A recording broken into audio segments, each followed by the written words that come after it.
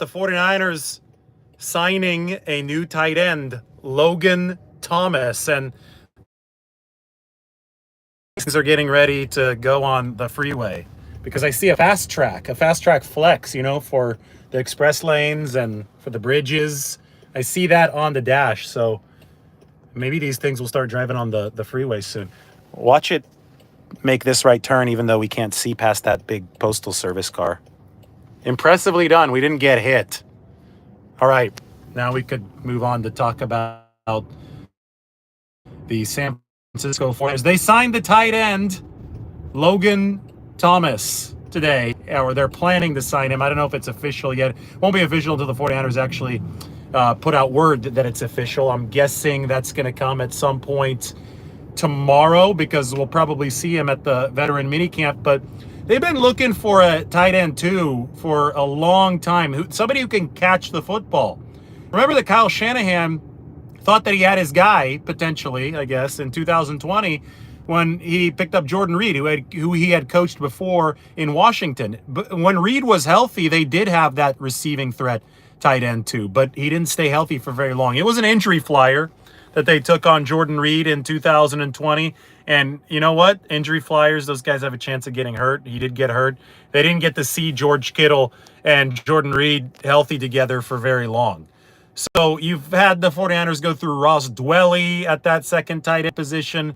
They signed him to, 6 consecutive one-year contracts. So they were never sold on Ross Dwelly, but that's somebody who they had to fall back on. They drafted Charlie Werner in the 6th round of the 2020 draft, but he only had, 11 catches in 4 years for the 49ers, so he wasn't that receiving threat.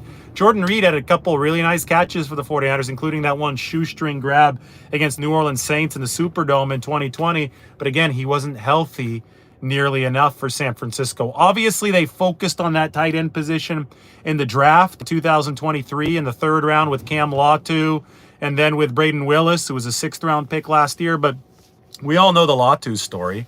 Latu just dropped a bunch of passes in training camp last year. Then he had knee surgery, and now he's probably not going to be back until training camp. Braden Willis, he hadn't been much of a threat in the receiving game. They've liked the work that he's done, and he's got a chance to carve out a bigger role. But even with Latu on the team and even with Willis improving, the need for that second tight end to be a good receiving threat has remained for the 49ers. It's still in place. So this offseason, what have they done? They try to poach Brock Wright from the Detroit Lions, a restricted free agent. They offered him, $12 million, but the Lions matched it, and because he was a restricted free agent, the 49ers couldn't get Brock Wright. So they signed a veteran, Eric Saubert, who's been in the league since 2017. He was the same draft class and the same 5th round as George Kittle in that 2017 draft. So Eric Saubert's aboard, strong veteran, somebody who I think can provide a good example to the room, a hard worker, but they weren't done yet. We're going to cross Market Street. Going to give you guys a quick look at the trolley there. I don't know what city that's from. It's got a foreign flag on it. The Orbit Room's a cool spot, by the way. And we've made it across Market. So we're now north of Market, and we can go back to talking here. Eric Saubert added to the 49ers mix this offseason.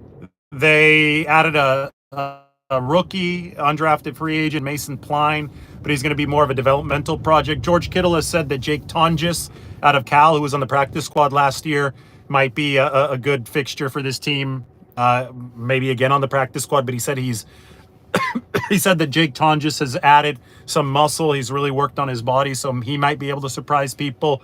Basically, though, you get the gist through all of these players that the 49ers have added to the tight end room.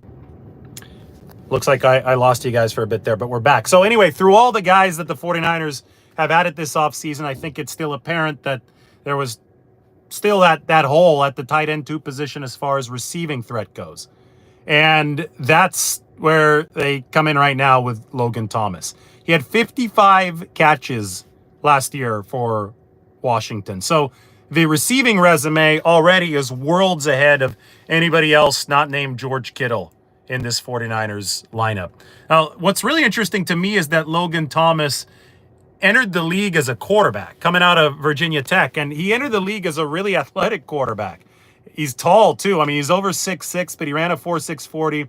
So even if you take his measurables back as a rookie in 2014 and apply them and compare them against other tight ends, this guy, I mean, he's a plus athlete. He may not be 4.5 speed at 250 pounds like George Kittle, which has been key for George Kittle. I mean, you look at the analytics, and tight ends who run fast 40s are generally the guys who have become fast receivers. But he might not be George Kittle at 4.5, but damn, he's fast at 4.6, even at 32 years old right now. So there's a chance from an athleticism standpoint that this is the most athletic tight end that the 49ers have had outside of George Kittle.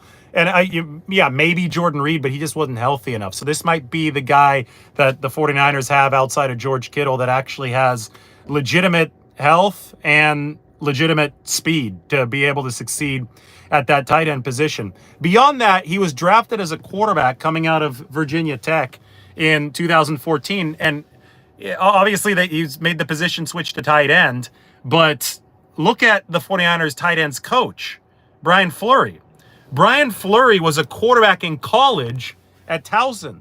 So the 49ers now have a couple of ex-quarterbacks at a fairly high level. One quarterback at the college level being the tight ends coach, and a former NFL quarterback. I mean, it wasn't very long for Logan Thomas, but he was a D1 quarterback at Virginia Tech, and then a QB for the Arizona Cardinals before he made the switch. They got 2 QBs in the room. And this is something I talked to Brian Fleury and Kyle Shanahan about last season. It's like, I thought that the whole quarterback to tight ends coach thing was a really interesting evolution for Brian Fleury, who's coached all over the place. And the explanation was that they want somebody who can see the game through the eyes of the QB at that tight end coach position. And now with Logan Thomas, you've got a tight end who can see the game through the eyes of the QB, because it's so important in this 49ers offense. That position, I mean, there's run blocking involved, there's pass blocking involved, there's play action involved, selling fakes, but running routes with the precision needed to get to the spot that the quarterback expects you to be in is something that should not be taken for granted. That's why Brian Fleury's in his current role, because he sees it with that attention to detail. And I think that's why somebody like Logan Thomas has been able to have the success that he's had as a receiver. I mean, obviously a very, very good athlete at 6'6" and 50 plus pounds, but it's not just about athleticism in the NFL. It's about route running precision. And I think that Logan Thomas has had that. He's had a 72 catch season and he's had a 55 catch season. He's coming off that 55 catch season. Might be wondering where I'm at. This is Hayes Valley. This is one of the coolest neighborhoods in San Francisco. The Central Freeway used to run right here. Like, there used to literally be a freeway running through this green area on the right. And in the late 1990s and 1999, they tore down the freeway. By the way, good spot to eat right here, Hazy's. But they tore down the freeway in 1999 and opened up this entire green area where people, I mean, it's like a town square for Hayes Valley. Isn't that cool? So this is where the freeway used to run. This is the town square. They've got a whole like fitness class set up. And I am headed out to dinner on Hayes Street. There's a really good spot called Amano. The spot I'm going to dinner here on the corner, so you can come and say hi at Chez Maman. Anyway, that's my ride to dinner here in San Francisco. They've got a tight end 1 in George Kittle, and I think they've got a tight end 1 in Logan Thomas.